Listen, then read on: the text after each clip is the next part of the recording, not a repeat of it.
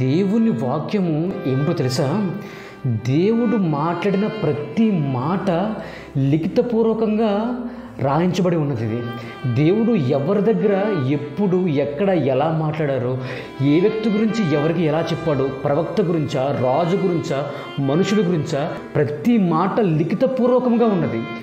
దేవుడు మాట్లాడిన మాటలే లిఖితపూర్వకంగా మన దగ్గరికి వచ్చినప్పుడు, మరి నువ్వు నేను మనము మాట్లాడుతున్న మాటలు దేవుడు లిఖితపూర్వకంగా ఒక పుస్తకము తయారు చేయడా?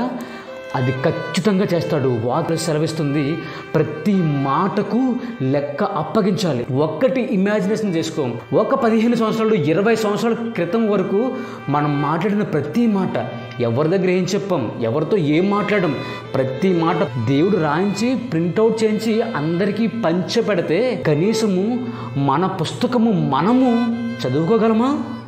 అసహ్యమేస్తుంది, చదువుకోలేము. వాక్యం చెబుతుంది, తీర్పు దేవుని ఇంటి వద్ద మొదలయ్యే కాలము వచ్చి ఉన్నది.